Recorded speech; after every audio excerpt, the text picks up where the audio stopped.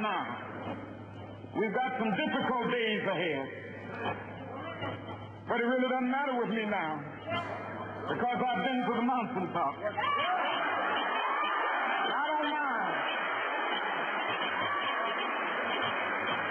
Like anybody, I would like to live a long life. Longevity has its place. But I'm not concerned about that now. I just want to do God's will. And He's allowed me to go up to the mountain. And I've looked over and I've seen the promised land. I may not get there with you, but I want you to know tonight that we as a people will get to the promised land.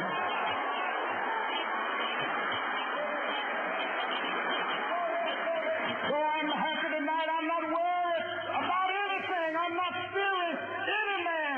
Mine eyes have seen the glory of the coming of the Lord.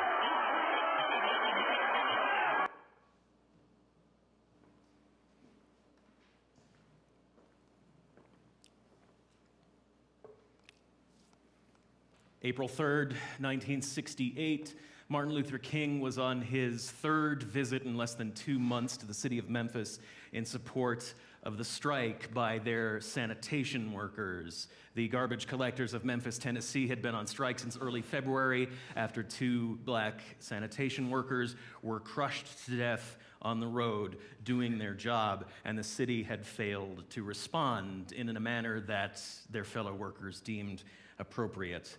They had been injuncted by the courts from striking. They had been supported by the churches finally, and King and the Southern Christian Leadership Conference had finally come together to give them the support that they needed. It was a cold and rainy day, and King was feeling sick. He had a sore throat, he was feeling very down, and he was tired, and understandably so. The threats against his life were mounting and increasing, and he was feeling his mortality at the time.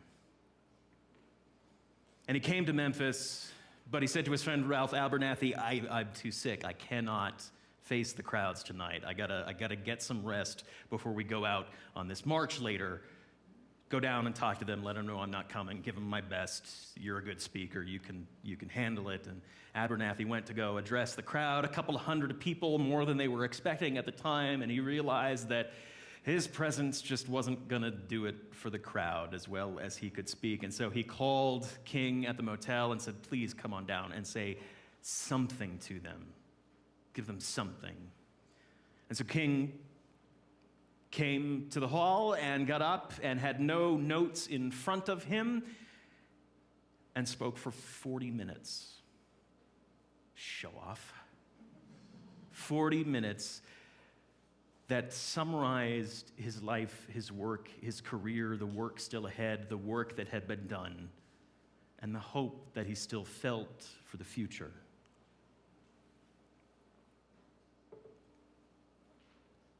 And the next day, he stepped out onto the balcony of his motel and was shot to death. It was his final speech. I don't know if he knew it or not at the time. Part of me says, I think he did, given the content of that speech. There was something certainly prophetic in the words. And yet, for most Americans, what we remember most of that speech is that last little clip I played right before I started preaching here, that notion that he had seen the mountaintop, he had seen the promised land, that we were going to get there. A massive message of hope. And yet the next day, that seemed to be cut down.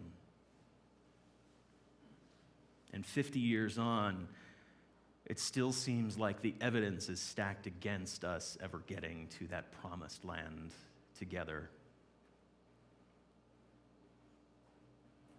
The implicit racism of the last several decades has become explicit again, almost to the level that King and his colleagues experienced in the 1950s and onward. We are seeing bold gatherings and marches of those claiming white supremacy as the superior philosophy. And just yesterday, there were images of young white high school boys getting in the face of and confronting a Native American elder as they returned from their so-called March for Life. And I didn't want to put that image up today, but someone yesterday put the picture of this one young man jeering at the Native American elder and juxtaposed that with a picture of white men looming over black customers at a lunch counter at a sit-in in the 60s. And the parallels are stark, the looks on the faces. We are almost back to where we were when King told us he could see the promised land.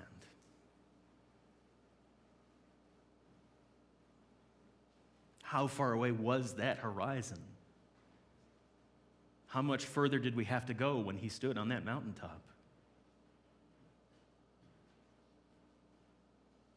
Or was he just handing out false hope? Was he naively optimistic? Did he have some sort of false idealism we weren't aware of until that moment that he said he saw the promised land, and here we are today, seemingly just as far away?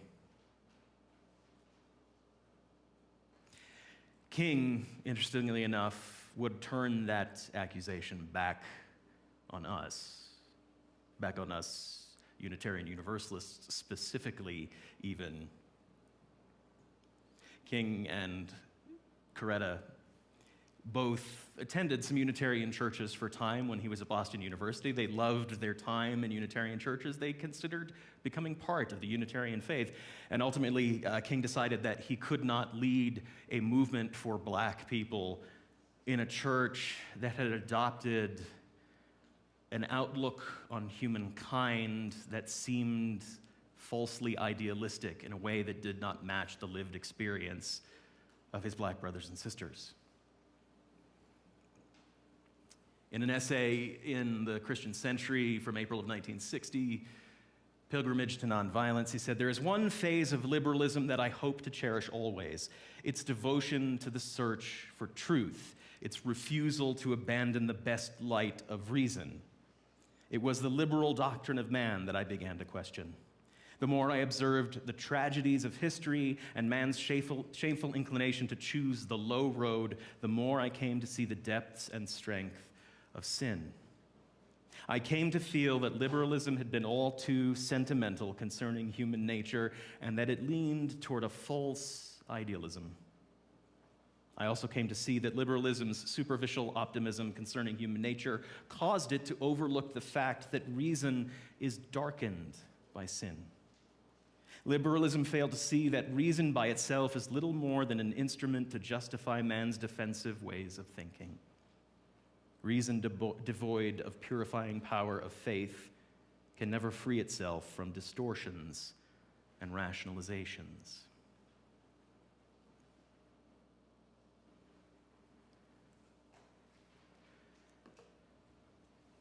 When we come around to Martin Luther King weekend every January, we tend to get the sanitized Martin. The image of the man who came and changed everything for us. Martin had a dream, and everything got better. And here we are today. Huzzah. The kind of heroism and hagiography we give to any of our founding fathers here in the United States. We look at the heroism and the things they accomplished and never any of the troubling sides or any of the critiques that they had to give us, any of the challenges they handed to us. Which is why we remember the mountaintop in that speech and wonder if it was just smoke. We still somewhat struggle today in our liberal religious faith with this sort of false idealism. Even when we live in troubling times, even when we feel like we're despairing, we still tend to sink into this notion that eventually everything's going to be all right. One of our favorite phrases of faith is, "The arc of the moral universe is long and it bends towards justice. It's kind of a passive tense statement, though, isn't it? It bends, but who does the bending? We don't enter that into the phrase. And I think it's why it's so easy for us to accept sanitized Martin, easygoing Martin who saw the mountaintop and told us it was there and we're all good now. And we forget that there is work involved. There is massive work involved in bending the arc of the universe towards justice, in getting up to the mountaintop. And every one of us has a job to do. Every one of us has a role to play. And King knew this. So he ends his speech on the image of the mountaintop, and it's not smoke, and it's not false idealism. It's words of encouragement from someone who knew how hard the work was and knew how little time he had left to do it with them. And he does not give the image of the mountaintop until he talks about another mountain. He preaches to the crowd on the message of the parable of the Good Samaritan. On that treacherous journey from Jerusalem to Jericho, nearly 4,000 feet up and down both ways. Doesn't matter if you're climbing up it or you're descending that road. It's a dangerous road both ways. Thieves and brigands everywhere. Rocky terrain. Anything could happen. And what could happen to any one of us if we stopped to help someone on the way? And in the rest of that speech, he describes the whole history of the civil rights movement to that moment, all the work they had did, all the dangers they had faced, the fire hoses and the lynchings, the cross burnings, all of the economic struggle, all of the struggle with supposed allies who didn't have the courage to go all the way down that road with them, everything it took to make that journey. He described the arduous climb to the top of that mountain and said, I saw something there. But he didn't stay on the top of the mountain. This was not a message of, hey, come on up here and see what I can see. He went back down to deliver the news. He went to Memphis, where times were dangerous for him, and there was still so much work to do, and there was yet another march to go on, and he went back down the road to deliver the news and say, let me show you where I think the safe path is. Because let's be honest, the mountain is not an easy-peasy metaphor. Who are my climbers here this morning? Who are my mountaineering enthusiasts? Got a couple here. Excellent. All right, good. Some of the faces I know I was expecting to see today, but I'm sure they're off climbing on a 3-day weekend, so they can't help me out with this. But tell me, do you just walk up a mountain for the first time when you find a new one to summit? How much work does it take to get to the top of the mountain? Somebody has to be brave enough to make the climb solo and free and start leaving the pins and the pythons along the way for the next group to make the climb. And the next group maybe makes the climb with ropes, but somebody still has to stay at the bottom to catch them and handle the weight when slips and falls occur, and eventually more people get to the top of the mountain, and maybe you get to start building a road. Maybe you start marking out the switchbacks to get up there, but you still have to chip away at the rock. You still have to lay the gravel down. You still have to make it safe to travel. And even if you've made it as safe as you possibly can, we all know traversing the mountain roads when the conditions aren't ideal is not the safest journey ever to make. It takes the work of many people to build a safe path for others.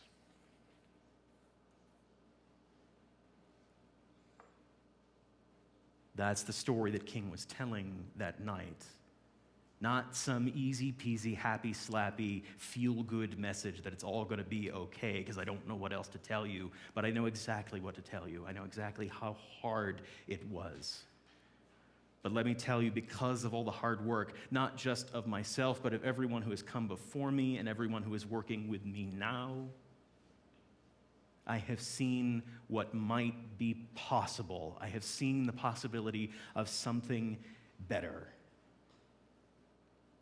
Knowing full well, as did his audience, that there was still so much more work to do. I have seen what is possible.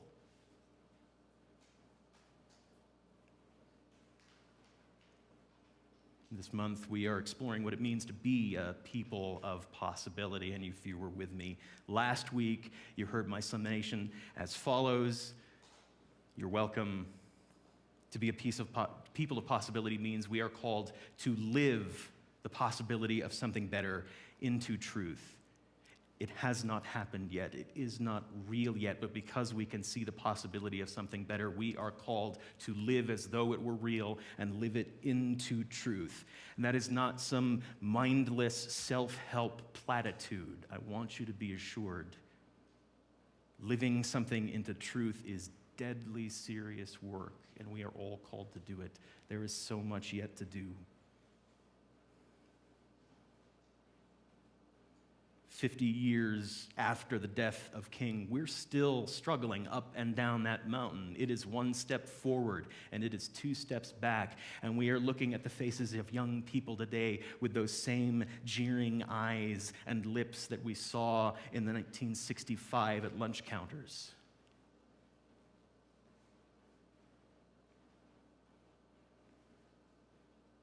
And we still have to go back down the path and get them too. Like bodhisattvas ourselves, with the endless work rolling up our sleeves, pulling up those who didn't get it yet. We are still on that road, and it is difficult, and it is dangerous. And yes, there are thugs and thieves on that road. There are people looking to take advantage of us. There are people looking to hurt us because of what people believe and because of the possibilities that we see. That is true. But we also have to acknowledge that we just kind of screw up the journey ourselves sometimes, too. Sometimes we don't set the equipment on the face of the mountain just right, and heck, sometimes we just trip over our own feet.